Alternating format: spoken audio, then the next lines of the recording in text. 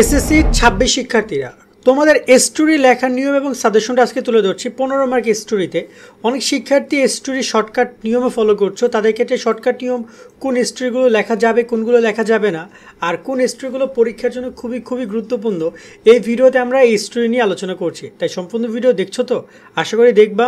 যারা আমাদের চ্যানেল এখনো সাবস্ক্রাইব করো নাই, করে রাখো ভাইয়া। ইনশাল্লাহ তোমাদের পরীক্ষার সকল আপডেট, সব ইনফরমেশন তোমরা আমাদের কাছ থেকে পাবা। আর যারা আমাদের ফেসবুকে দেখছো, ফেসবুক পেজ ফলো দিয়ে রাখো।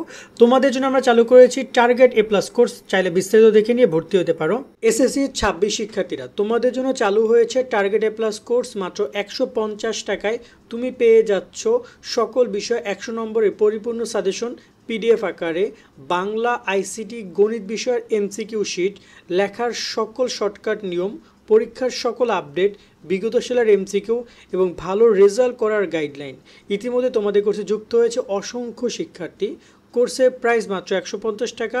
এইটা তোমরা এই নাম্বারে বিকাশ বা নগদ থেকে সেন্ড মানি করে আমাদেরকে মেসেজ করো, আমরা তোমাদের কোর্সে অ্যাড করে দিচ্ছি। আরও বিস্তারিত ডিসক্রিপশন এবং কমেন্টে দেওয়া রইল। আশা করি তুমি বিস্তারিত দেখেছো। চাইলে আমাদের কোর্সে এনরোল করতে পারো এখনই। মাত্র এক সাবজেক্ট তোমার কাছ থেকে 10-12 টাকা পড়ছে। টোটাল সকল বিষয়ে পিডিএফ সাজেশন পেয়ে যাচ্ছ, যা পড়লে ইনশাল্লাহ তুমি ভালো রেজাল্ট করতে পারবা। টপিক, এমসিকিউ যতটুকু পারছি আমরা দিয়ে দিচ্ছি। তো এবার যদি আমরা একটু কথা বলি এই স্টোরির প্রসঙ্গে। দেখো, স্টোরির ফার্স্ট আমরা তোমার একটা কথা বলি ফরম্যাটটা নিয়ে। প্রথমত এই যে ফরম্যাটটা আমরা তোমাদেরকে ইউটিউবে ভিডিও করে দিয়েছি, অনেকগুলো ভিডিওতে তোমরা দেখেছো। এখানে স্টোরিটা টাইটেল লিখবা, এখানে প্রথম অংশটা লিখবা যেটা প্রশ্ন অলরেডি আছে, দেন তোমাদেরকে আমরা এইটুকু লিখতে বলেছি। যদি তুমি এইটুকু লেখো তাহলে তুমি স্টোরিতে মোটামুটি ক্ষেত্রে বলা যায় কি তুমি কমন পাবে। এবং এখানে কিন্তু তোমার টপিকটা লিখতে হবে। টপিকটা কোথায় কোথায় যেন ছিল, যেমন এইখানে এইটুকু কিন্তু টপিক। ওকে, এটা কিন্তু টপিক। তো এখানে তোমার স্টোরি টপিকটা লিখতে হবে বিভিন্ন জায়গায় আমরা বলেছি। এখন এখানে একটা কথা আছে, আসলে কি স্টোরিটা এনাফ, নাকি আরও কতখানি লেখা লাগতে পারে, বা আসলে স্টোরি বানিয়ে লেখা যায় কি না। এই পয়েন্টে অনেক ধরনের কথা অনেকে বলতে পারে, বাট আমি তোমাদেরকে পয়েন্ট আগে ক্লিয়ার করি। স্টোরি আমাদের কাছে কোন স্টোরিগুলো আছে, যদি আমরা দেখি এখানে কমপ্লিট স্টোরিগুলো রয়েছে। এই স্টোরিগুলো কয়টা বানিয়ে লেখা সম্ভব তোমার কাছে কি মনে হয়? দেখো, এখানে তোমার উডকাটারের সাথে কখনোই তোমার এখানে ফ্রেন্ডের মিলবে, টু ফ্রেন্ড মিলবে, টু ফ্রেন্ডের সাথে কখনো কিংম্যান্ডিসে মিলবে, তোমার এর সাথে কখনো বাইজিদ মুস্তাফি মিলবে। স্টোরি মানে কিন্তু পুরো আলাদা আলাদা। তো এই জায়গায় আসলে ফরম্যাট নাই। এটা মূলত দেওয়া কি বলতো, স্টোরির একটা বিশ্লেষণ দেওয়া, একটা গুরুত্ব দেওয়া। সো এই পয়েন্টে কোন সময় তুমি এই ফরম্যাটটা ব্যবহার করবে সেটা নিয়ে আমরা একটু ডিসকাশন করি। তার আগে আমরা একটু সাজেশনটা তোমাদেরকে দেখাই। তোমরা যারা এসএসসি 26 ব্যাচের শিক্ষার্থী রয়েছে, তোমরা এসএসসি 26 অথবা স্কুলের যে কোনো পরীক্ষা অথবা 27 শিক্ষার্থীদেরকেও তোমরা এই 12টা স্টোরি দিতে পারো। ইনশাল্লাহ আসলে এই 12টা স্টোরি থেকে তোমাদের পরীক্ষায় কমন পড়বে ইনশাল্লাহ। এর বাইরে তেমন স্টোরি নাই।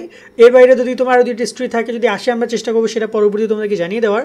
বাট ইনশাল্লাহ এই 12টা পড়লে এনাফ, তোমার একটা ভালো প্রিপারেশন হয়ে যাবে। 15 মার্কের জন্য এই 12টা পড়া যেতেই পারে। এবার আসি ফরম্যাটে নিয়ে কথা বলতে। এই যে ফরম্যাটটা, এই লেখার নিয়মের ক্ষেত্রে তোমরা কখন ব্যবহার করবা? দেখো, আমার একদম সিম্পল কথা, স্টোরি ফরম্যাট খুব লেখার সহজ বিষয় না। আর একটা স্টোরি, ধরো না তুমি একজনের একটা গল্প বলছো, এই যে তোমার উডকাটারের গল্পটা বলছো, এটা কখনোই ফরম্যাট বা ওরকমভাবে লেখা সম্ভব না। বাট এই পয়েন্টে এসে তুমি চাইলে এই জিনিসটা ব্যবহার করতে পারো অ্যাজ এ তোমার হচ্ছে যদি কমন না পড়ে, এজ তুমি হচ্ছে যে তোমার ইম্পর্টেন্স হিসেবে দেখাইতে পারো, অথবা তুমি এখানে তাদের যে পয়েন্টগুলো ছিল বিশ্লেষণ করতে পারো, সেই হিসেবে তুমি এটা ব্যবহার করতে পারো যদি কমন না পড়ে। তার মানে তুমি কি করতে পারো এই পয়েন্টে আমি বলবো, তুমি এখানে মিনিমাম 10টা ভালো করে পড়ো, 8টা ভালো করে পড়ো।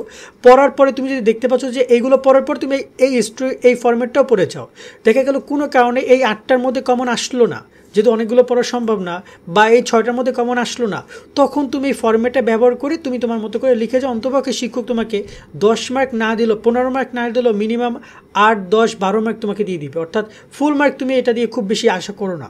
কারণ এখানে অনেকেই বলতে পারে স্টোরিতে ফুল মার্ক। এর আগে আমরাও এটা নিয়ে কথা বলছিলাম, বিভিন্ন শিক্ষকদের সাথে আমরা বসেছি, তারা বলেছে খুব কম সম্ভাবনা আছে ফুল মার্ক দেওয়ার, বাট ম্যাক্সিমাম পসিবিলিটি আছে এখানে 7, 8 দেওয়ার। কারণ বিশ্লেষণ তুমি লিখছো, সেখানেও তোমাকে টিচার মার্ক দিবে, তবে ফুল মার্ক দিচ্ছে না।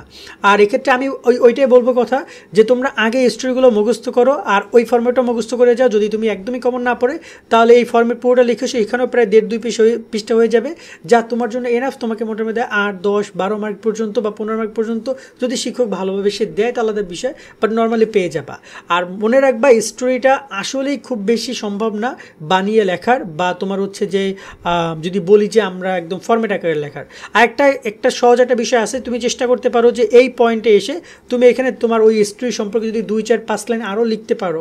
যেমন উডকাটার সম্পর্কে তুমি যদি আরও 2, 4 লাইন লিখতে পারো, এখানে মাউস সম্পর্কে তুমি যদি মাউস সম্পর্কে তুমি যদি আরও 2, 4, 5 লাইন লিখতে পারো, তাহলে খুবই ভালো হয়। ঠিক আছে, যদি তুমি স্পেসিফিকভাবে লিখতে পারো, চেষ্টা করবে সেই জিনিসগুলো লেখা, তাহলে খুব সুন্দর হবে। তো আশা করি বুঝতে পারছি স্টোরি নিয়ে। আজকের মতো ভিডিও আমরা এখানে শেষ করছি।